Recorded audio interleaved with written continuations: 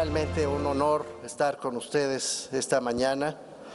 Mil gracias a Sofis, muchas gracias a David Villanueva por haberme incluido en la lista de los ponentes para esta mañana, y naturalmente muchas gracias a los auditores de los distintos órganos de fiscalización de este país, incluyendo naturalmente a la Auditoría Superior de la Federación. Gracias pues por la invitación, es realmente un privilegio.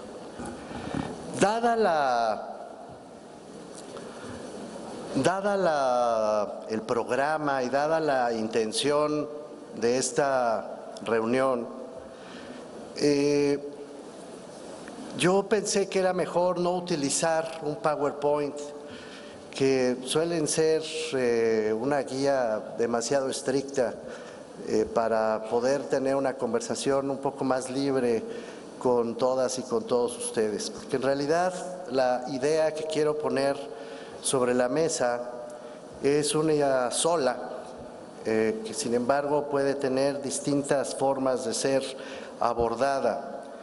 La idea que quiero poner sobre la mesa es que en estas materias de rendición de cuentas, una materia que ha cobrado enorme relevancia política, que hoy se ha vuelto incluso parte de nuestra jerga cotidiana, es una expresión que utilizamos y vemos prácticamente todos los días en la prensa, que vemos prácticamente todos los días reflejada en los discursos de los políticos, que vemos en el mundo de la academia cada vez más extendida.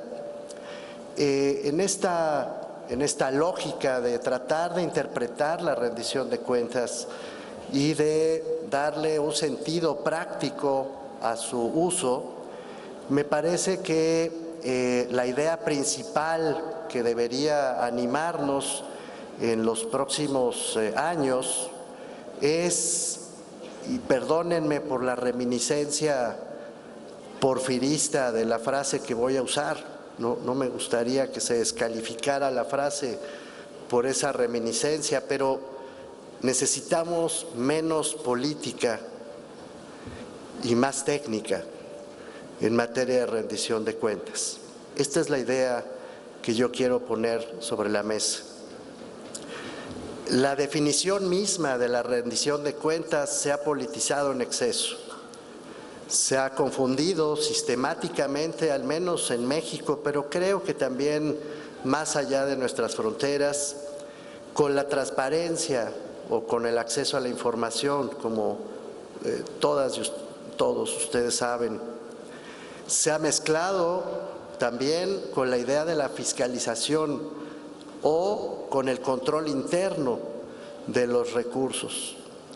Se ha hablado de rendición de cuentas como una forma de asignar responsabilidades, de buscar, para decirlo más claramente, de buscar responsables cuando las cosas no salen bien, cuando se cometen errores, cuando se perciben actos negligentes, cuando se producen actos de corrupción.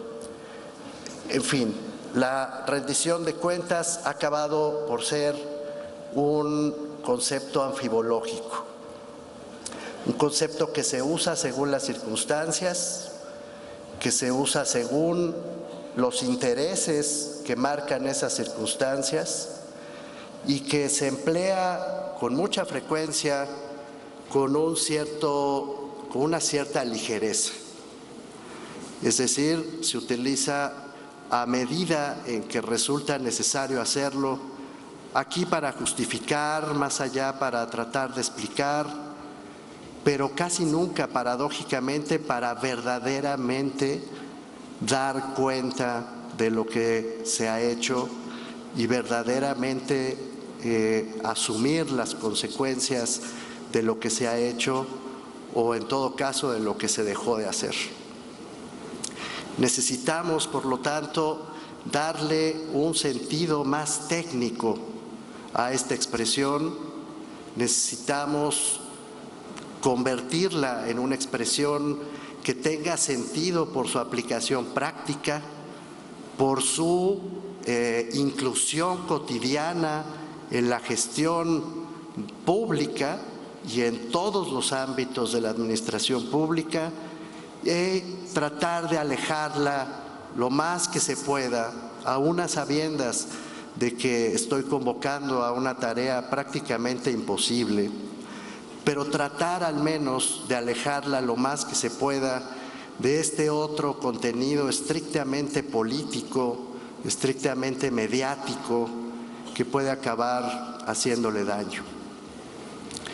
En la red por la rendición de cuentas, en la que tengo el privilegio de participar y que, como ustedes saben, ha sido integrada por instituciones académicas, por organizaciones de la sociedad civil y también por ustedes mismos, por ASOFIS, por la Auditoría Superior de la Federación, por el IFAI o por el Archivo General de la Nación, por el IFE incluso, por instituciones públicas, pues, comprometidas precisamente con la rendición de cuentas.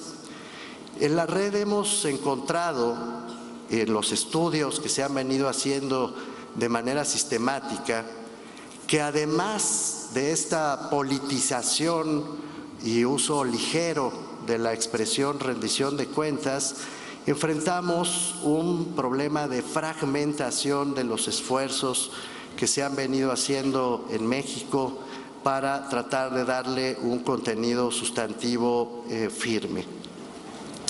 Esa fragmentación ha sido en buena medida el resultado no solo de la ausencia de una definición de consenso, de una definición compartida y acabada, sino también del apremio. Lo que quiero decir es que México ha construido durante los últimos años, especialmente desde que comenzó el siglo XXI, varias instituciones públicas que se han justificado precisamente por la búsqueda de una mejor rendición de cuentas. Ha sido una larga lista de instituciones las que venturosamente han venido a robustecer el marco público del país. Se modificó, no se creó, pero se modificó el sentido de la Auditoría Superior de la Federación durante estos años. Como todos ustedes saben, se modificaron las reglas constitucionales para la fiscalización de los recursos públicos. Se robustecieron, se modificaron también los órganos superiores de fiscalización de prácticamente todas las entidades federativas, que han visto en esta década una de las mejores décadas, creo, de toda su historia. Durante estos años también hemos visto cómo se creó un nuevo derecho fundamental de acceso a la información. Se modificó la Constitución, el artículo 6º, para darle lugar a la creación del Instituto Federal, primero de Transparencia y Acceso a la Información Pública, hoy de Información y Protección de Datos Personales. Se han creado además nuevos sistemas para darle un nuevo sentido de evaluación, de monitoreo al gasto público en México. Fue en estos años cuando también se modificó la Constitución y se modificaron las leyes de responsabilidad hacendaria, de presupuesto y responsabilidad hacendaria, para crear el sistema de evaluación del desempeño en el ámbito federal y para comenzar a extender esta misma dinámica de evaluación del desempeño en buena parte de las entidades federativas, no en todas todavía, pero sí en buena parte de las entidades federativas. En estos años se crearon los primeros esfuerzos también para tratar de evaluar por sus resultados y por sus impactos las políticas sociales de México. Nació Coneval, nació el Consejo Nacional para la Evaluación de la Política Social y comenzaron a crearse nuevas metodologías que, basadas en la lógica del ingreso, de lo que ganan las personas, de lo que gastan las personas con ese ingreso y de la forma en que el gasto público contribuye o no a que el ingreso colectivo sea más igualitario, ha permitido construir una nueva forma de aproximarnos al gasto público y aún a la gestión pública. Apenas ayer, aquí mismo, lo sé, el doctor Guillermo Cejudo hablaba con ustedes precisamente de estos temas. Durante estos años, además, se le dio autonomía plena al Instituto Nacional de Estadística y Geografía, al INEGI. Y el INEGI ha venido produciendo cada vez más información estadística, información geográfica, que verdaderamente le ha dado un nuevo panorama a la producción de información útil, pertinente, que produce el Estado para poder no solo tomar decisiones, sino para conectar esas decisiones con las preocupaciones principales de México. No necesito, creo yo, llamar demasiado su atención para recordar que apenas esta misma semana el INEGI nos daba las cifras de la delincuencia, de los crímenes que se han cometido en el país y a todos nos alarmaron, por ejemplo, el incremento de las extorsiones y el incremento de los secuestros que ha habido en México verdaderamente de forma dramática. No sabríamos esos datos si el INEGI no hubiera tenido la autonomía que ha cobrado también durante estos años. En estos años, además, se ha creado poco a poco una nueva institucionalidad sobre el sistema de archivos en México. Se tardó, pero en el año 2012 finalmente tuvimos por primera vez una ley federal de archivos. Y cada vez más la conciencia pública nos llama a reflexionar sobre la enorme importancia que tienen esos espacios que antes considerábamos prácticamente rinconeros, para usar una palabra precisa, en donde se guardaban los papeles viejos, y hoy tenemos en cambio cada vez más una nueva percepción, una nueva conciencia sobre la enorme importancia que tiene producir la información, guardar, conservar como cosa enormemente valiosa esa información y finalmente ponerla a jugar, ponerla en juego literalmente para la toma de decisiones, para la justificación de esas decisiones. El Archivo General de la Nación vio también modificada su estructura y vio la creación de nuevos órganos internos dentro del Archivo General de la Nación y nuevos sistemas de coordinación con las entidades federativas y con los municipios para darle mayor viabilidad. Han sido estos, pues, años de una enorme creación institucional, han sido años en los que México no ha dejado de intentar hacer su tarea respecto al contenido sustantivo de la rendición de cuentas. Cuando uno revisa todo este conjunto de un solo vistazo, es incluso admirable. En apenas una década, el país prácticamente construyó más de 10 nuevas instituciones, produjo igual número de reformas constitucionales, cambió leyes, estableció nuevos mecanismos de evaluación para darle este sentido a la rendición de cuentas. Y si se añaden los cambios, las reformas que ha habido en las entidades federativas, entonces la lista supera la centena de las reformas constitucionales y legales que han tenido lugar en el país durante los últimos años. Ha habido una verdadera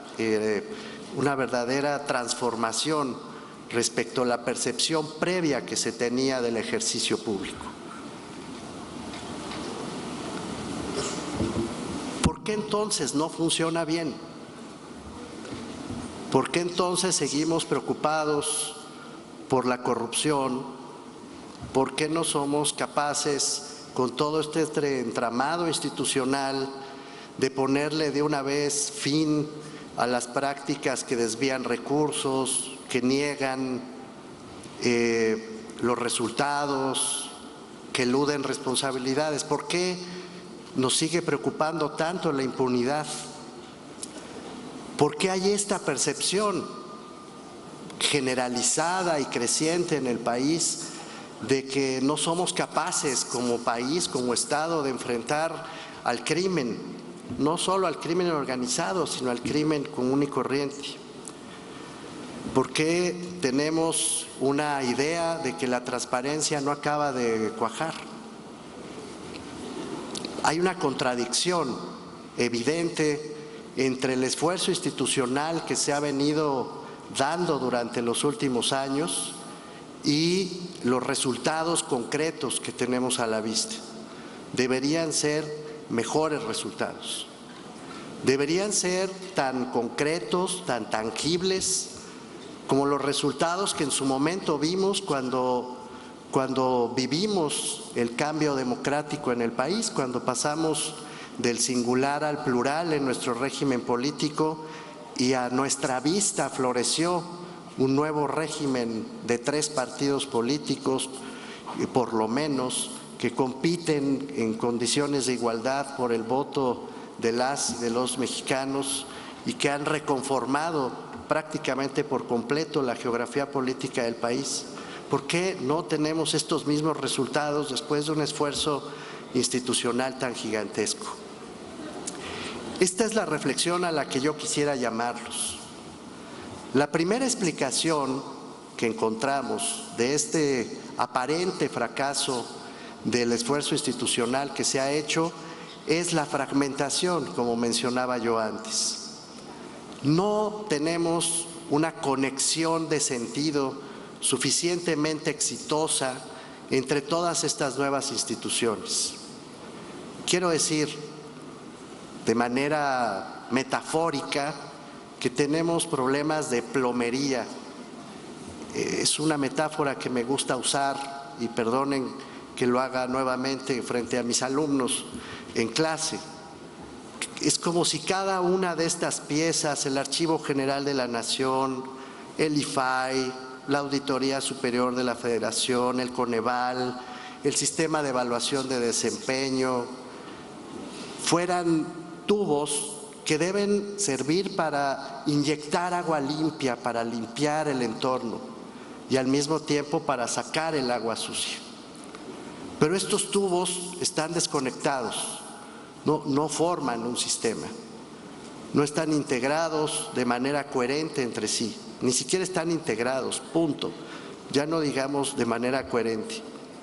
Es muy frecuente escuchar las quejas de las instituciones que pertenecen, como ustedes, a esta tubería destinada a darle sentido a la rendición de cuentas, respecto a la frustración que sienten, por ejemplo, cuando tras las auditorías bien hechas, cuando tras haber detectado desviaciones claras en la asignación presupuestaria, no pasa nada. No solo en el sentido de castigar a quienes han desviado recursos, sino sobre todo, que es lo que más nos importa con el país, como país, no pasa nada en el sentido de corregir los presupuestos correspondientes. Abundan, y con una enorme calidad, me consta, las auditorías del desempeño en todo el país. Abundan los datos y están disponibles cada vez más cercanos a la sociedad sobre los resultados de esas auditorías. Cualquier persona con un mínimo interés puede saber qué instituciones están haciendo bien su trabajo, cuáles no y por qué razones. Pero no pasa nada. Y no pasa nada porque la conexión de esa tubería, si me permiten la metáfora, no está entrelazada con la tubería de la asignación presupuestaria que pertenece a la Cámara de Diputados y no está entrelazada con el sistema de presupuestación y responsabilidad hacendaria del propio Poder Ejecutivo. Los datos que de ahí salen sirven acaso para producir a veces escándalos públicos, para señalar funcionarios que no han hecho bien su tarea o incluso para, y eso es lo malo, para usarlos como argumento político electoral entre adversarios que compiten por la siguiente elección. Mucha política ha estado detrás de esos resultados. Los esfuerzos que ha venido haciendo por su parte el Archivo General de la Nación, por ejemplo, para dotar de sentido justamente al sistema de archivos del país, no están conectados tampoco con los del IFAI y con los de los órganos de transparencia. No hay una buena comunicación, no fluyen las decisiones entre los propios órganos de transparencia y los poderes ejecutivos, los municipios del país.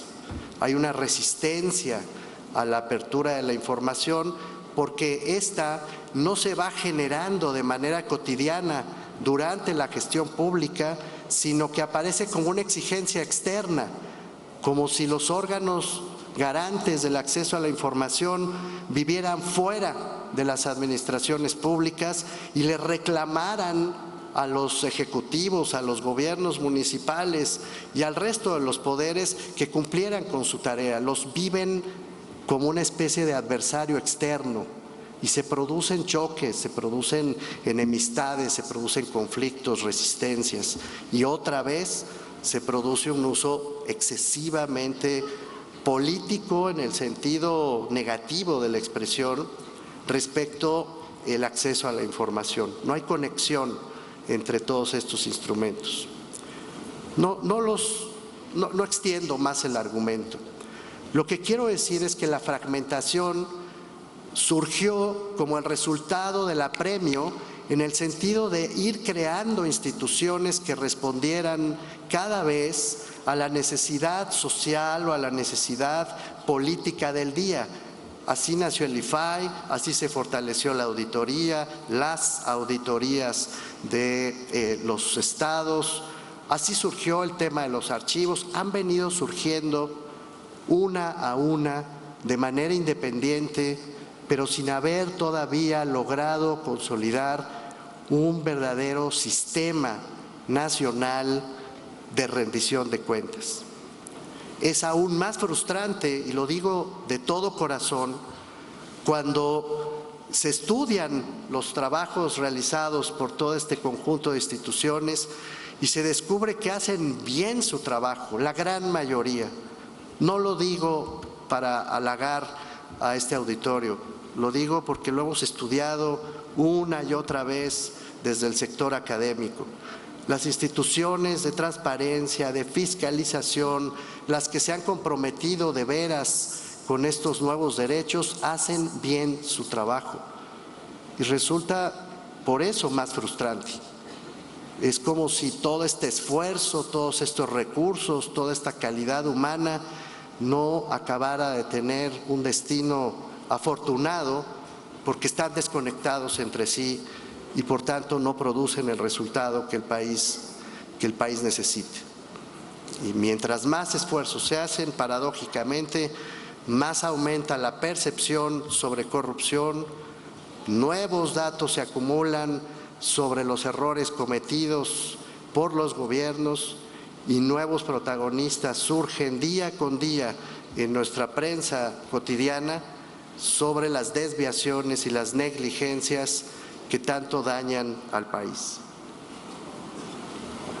De aquí pues la tesis que yo quise venir a plantearles y la razón por la que preferí convertir esto en una conversación que en una exposición tradicional con un PowerPoint a la vista.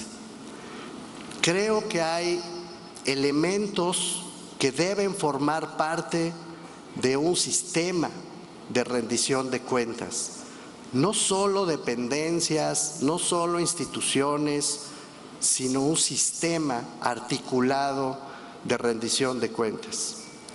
En ese sistema deben estar por lo menos los siguientes elementos.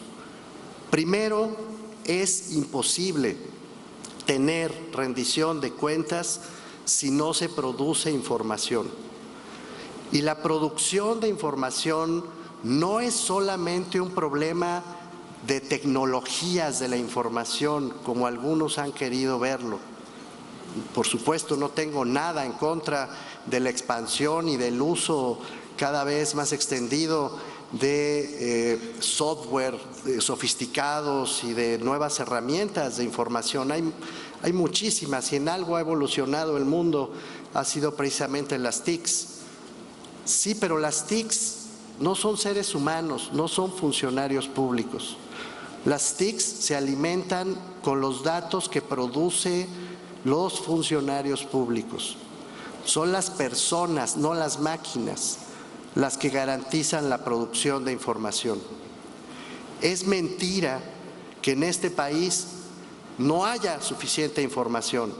Hay muchísima. Ayer mismo lo comentábamos en el IFAI, en la Semana Nacional de Transparencia. El problema es que no se usa para los fines de la rendición de cuentas. Se produce información todos los días y en abundancia. Hay verdaderas ejércitos de servidores públicos cuya única función es producir información, pero la producen para el jefe, la producen para el señor secretario, para el subsecretario, para el gobernador, para arriba y para adentro. No la producen para abajo y para afuera, es decir, no la producen para la sociedad, la producen para la toma de decisiones. Y una vez que la producen, prefieren esconderla, porque es mejor que no se sepa o porque creen que políticamente puede hacer daño precisamente al destinatario de esa información, al jefe, al superior jerárquico, a quien manda. Necesitamos aprender a producir información sobre las funciones y sobre los gastos que se realizan con una mirada puesta hacia afuera, no hacia adentro solo de la gestión pública, hacia el público y no solo hacia los jefes de la administración pública. Es un problema de concepción y es un problema técnico también. Necesitamos darnos los instrumentos técnicos, no solo tecnológicos, suficientes para que exista información, para que se produzca, para que forme parte de nuestras actividades cotidianas. Hace unos días tuve la oportunidad de conversar con un jefe de ejecutivo estatal y le mostraba yo los datos de su propia entidad federativa y le revelaba cómo tienen caudales de información financiera verdaderamente bien preparada, que no está puesta al conocimiento público. La pregunta que me formulaba ese titular era: ¿cómo hacemos para que esta entidad crezca, sea mejor en las métricas de transparencia, en las evaluaciones? ¿Qué podemos hacer? Y la respuesta era esta: ponga usted la información que ya tiene a la vista del público.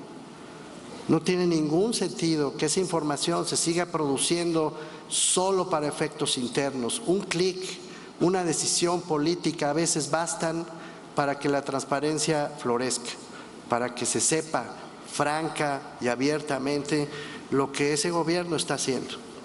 Esa parte no solamente tiene que ver, insisto, con las actividades cotidianas de la gestión pública, sino con el hecho de frenar un poco los temores políticos que impiden que esa decisión se tome. Trabajar más por el lado técnico y armonizar esas decisiones me parece que es algo que se podría hacer muy rápidamente y con un enorme éxito. La segunda cuestión es que no puede haber acceso a la información, por supuesto, si no existe la información. Necesitamos consolidar en el sistema del que estoy hablando a los órganos garantes de acceso a la información. Y de nuevo, despolitizarlos, al menos en el sentido partidario de esta expresión. Quiero decir, esos órganos son garantes de un derecho fundamental. Y el derecho fundamental, como todos ustedes saben, está construido para igualar a los más débiles con los más fuertes. No tiene ningún sentido que los órganos garantes de acceso a la información acaben capturados políticamente y temerosos de enfrentar de nuevo a sus ejecutivos por razones políticas. Son los órganos garantes quienes deben usar esa información una vez que se produzca. Ellos no la producen. Ellos, traigo un gripón bastante fuerte. Ellos no producen la información, ellos garantizan que se tenga acceso a esa información. Son dos funciones distintas. Los órganos garantes deben tener, sin embargo, mejor focalización y mayor proactividad técnica, otra vez, mejores herramientas para que esa información producida previamente pueda efectivamente tener de nuevo un sentido hacia afuera, hacia el público, hacia la sociedad, hacia la rendición de cuentas y no solo hacia adentro. Espero que esta gripe me permita terminar la conversación. La tercera cuestión tiene que ver con la asignación presupuestaria.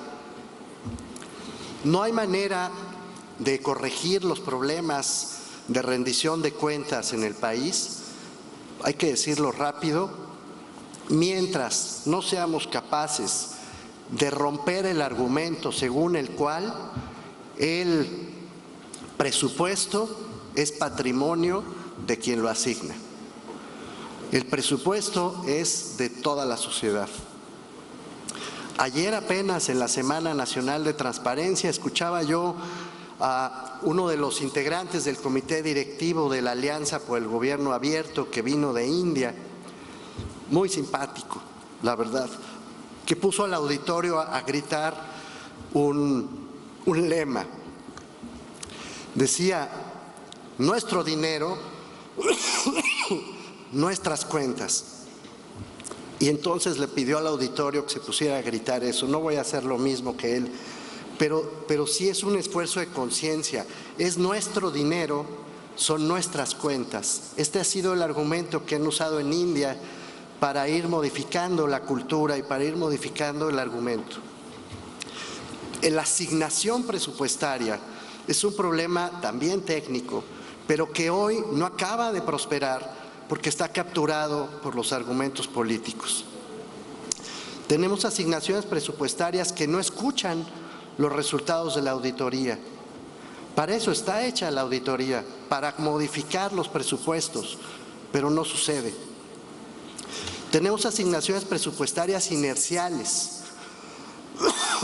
Se habla sistemáticamente de los irreductibles, cuando los irreductibles a veces no solo no están dando resultados, sino están dando resultados claramente opuestos a lo que se habían propuesto. Tenemos poca información, muy poca información acerca de la evaluación cotidiana del ejercicio de esos presupuestos. Las cámaras de diputados, digámoslo ya de una buena vez, no están contribuyendo en la asignación presupuestaria al sistema de rendición de cuentas. No escuchan el resultado de evaluaciones y de auditorías de fiscalización, no las escuchan y no están atendiendo la producción de información cotidiana. No hay manera, se los digo desde el plano académico, en este país no la hay, estoy absolutamente seguro de lo que estoy diciendo, de poder hacer una evaluación integral del gasto público en México lisa y llanamente porque no existe la información suficiente para hacerlo. Y esto es grave. Tenemos información sobre un porcentaje limitado del gasto público, no de todo el gasto público. Es inaceptable, por lo tanto, que la asignación presupuestaria que de veras quiera contribuir a la rendición de cuentas no se haga cargo de este enorme déficit. Necesitamos, en cuarto lugar, tener mejores sistemas de monitoreo y evaluación. La evaluación no es eso que se hace después, cuando las cosas ya sucedieron, para justificar como sea lo que se hizo. La evaluación es parte del mismo proceso de rendición de cuentas, no es algo que llega finalmente, va de la mano. La evaluación es un ejercicio que se empata con la implementación del gasto público, de las políticas públicas, y debe ser incorporado también técnicamente para que la rendición de cuentas fluya. Mientras los sistemas de monitoreo y evaluación, otra vez, estén solo construidos para hacer informes de gobierno, estén solo construidos para pasarle tarjetas al señor gobernador, al señor secretario o al señor presidente, mientras la evaluación se confunda con discursos, no habrá una evaluación eficiente. Necesitamos técnica, mucha más técnica, para hacer evaluaciones que acompañen los procesos de implementación de la política pública. Necesitamos, por otra parte, que este monitoreo y esta evaluación estén rodeados, por supuesto, de un excelente sistema de fiscalización. De nuevo, no quiero ganar su simpatía fácilmente, pero es de lejos en donde más hemos avanzado. La fiscalización es con mucho, y miren lo que estoy diciendo, lo más avanzado desde el punto de vista técnico, pero ustedes saben mejor que nadie todavía las enormes deficiencias que hay también en la materia. Deficiencias que pasan por escasos presupuestos, órganos de fiscalización con poco dinero, órganos de fiscalización con personal también muy escaso, órganos de fiscalización muchas veces sujetos a la voluntad, a veces a la furia de los gobernadores cuando se producen auditorías que no les gustan, órganos de fiscalización acosados a su vez por los partidos políticos de oposición que desde las cámaras los quieren usar como instrumentos para golpear a los gobernadores, órganos de fiscalización a los que todavía les falta consolidar metodologías técnicas otra vez acabadas de evaluación del desempeño, no del resto de las auditorías, pero especialmente de la evaluación del desempeño, y que sobre todo sean órganos de fiscalización escuchados, como he dicho ya repetidamente. Y por último, y con esto termino, necesitamos construir un sistema de responsabilidades que acabe de redondear la tarea. Un sistema que en efecto premie a quienes hacen bien su trabajo, pero también haga visibles y castigue a quienes no están haciendo bien su trabajo. Y aquí les pido un minuto más de su atención. Cuando hablo de premiar o castigar, no me estoy refiriendo a la clásica mecánica punitiva que también está detrás de la cultura de rendición de cuentas en México. Premiar y castigar no solo significa deslindar responsabilidades, como quiere nuestra jerga cotidiana. Premiar y castigar significa evitar que un presupuesto mal hecho y mal gastado prevalezcan el año fiscal siguiente. No estoy hablando de meter a la cárcel personas, estoy hablando de usar el dinero nuestro, del público, de la manera más inteligente posible. Premiar quiere decir premiar las políticas públicas que están cumpliendo con su labor, que están cambiando al país favorablemente, que tienen información, que tienen un buen monitoreo, que han demostrado con la evaluación que están cumpliendo y con la fiscalización que además se ha hecho de manera honesta. Datos técnicamente construidos para que el presupuesto efectivamente se utilice de la manera más inteligente. Y castigar, por supuesto, quiere decir no se repitan los errores. No queremos, con esto termino, que cada vez que hay un huracán, que cada vez que hay una tormenta tropical, que cada vez que hay un desastre, estos que llamamos naturales, en realidad acabemos revelando los desastres de gestión pública que el país ha venido acumulando de manera sistemática en las obras, en las decisiones de asignación presupuestaria, en la calidad de esas obras, en sistemas de contratación corrompidos, en sistemas de compras desviados, porque seguirán llegando huracanes, y seguirán llegando tormentas tropicales que si queremos enfrentar solo desde un planteamiento de discurso político, no técnico, no con un sistema de rendición de cuentas, no con la dignidad de una gestión pública fortalecida,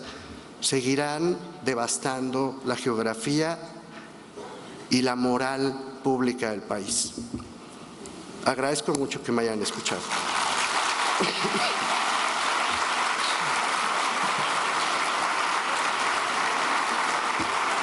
De esta manera damos paso a la sesión de preguntas y respuestas. La primera de ellas, en su opinión, ¿México está preparado para realizar los presupuestos ciudadanos?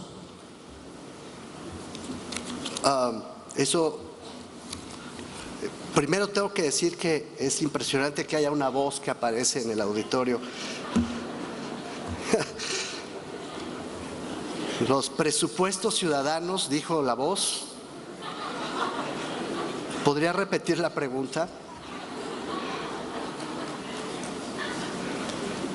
Es como el régimen político, habla pero no escucha. En su opinión, gracias.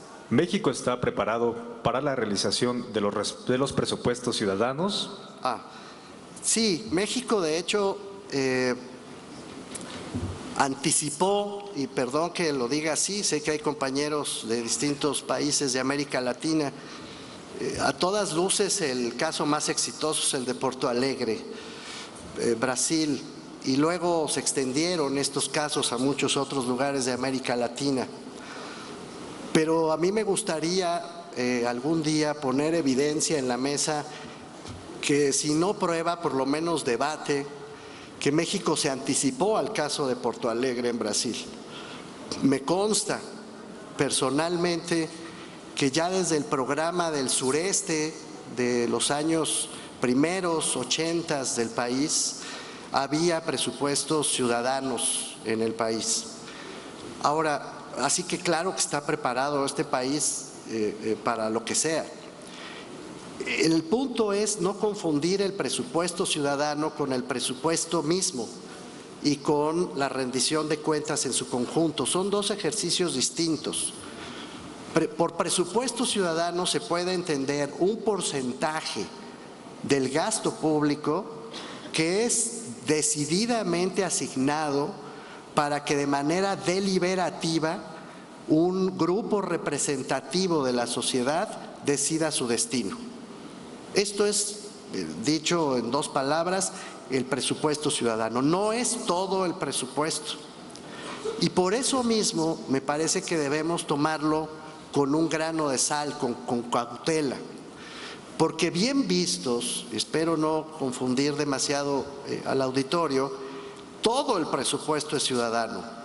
Es decir, no es solo un porcentaje para que lo decida una asamblea en un pueblo, en un municipio, en un barrio, en una delegación, en un distrito, sino que todo el presupuesto, de eso estamos hablando, todo el presupuesto tiene que ser ciudadano. Y para que todo el presupuesto sea ciudadano, tenemos que quebrar la cultura según la cual el presupuesto es de los servidores públicos, es patrimonial, y la información que se produce del presupuesto no la doy porque es mía. Eso es lo que hay que quebrar. Y eso no se quiebra solamente con un discurso político, como he insistido en estos minutos, sino con instrumentos técnicos armonizados y bien establecidos que nos permitan saber peso a peso en qué se asignó el dinero, qué resultados tuvo, cómo fue gastado, con qué probidad y con qué impacto. Toda la ruta de la rendición de cuentas. De eso estoy hablando. Entonces, es claro que México está preparado para los presupuestos ciudadanos, se aplican en varias entidades de la República, se aplican incluso en el Distrito Federal, donde parecería más difícil por sus condiciones urbanas, se ha venido usando desde hace muchos años, se sigue usando hasta la fecha, en varias entidades, se usa desde los años 80. Qué bueno que así sea, pero por favor no dejemos que nos den gato por liebre. Un porcentaje del presupuesto asignado por los ciudadanos está bien, pero esa es otra cosa. Aquí estamos hablando de rendición de cuentas. sobre todo el presupuesto. La voz, ¿otra pregunta? Así es, en su opinión, ¿es aún óptimo que la Auditoría Superior de la Federación dependa de alguna manera de la Cámara de Diputados? Sí, con autonomía, como de hecho ya ha quedado plasmado. Es decir, es malo que la dependencia se convierta en dependencia política, en el sentido partidario, de sometimiento, en el sentido de sumisión. Pero por supuesto que es necesario incluso que las auditorías, que los órganos superiores pertenezcan al Poder Legislativo. Lo que pasa es que se nos ha olvidado que hay una estructura constitucional.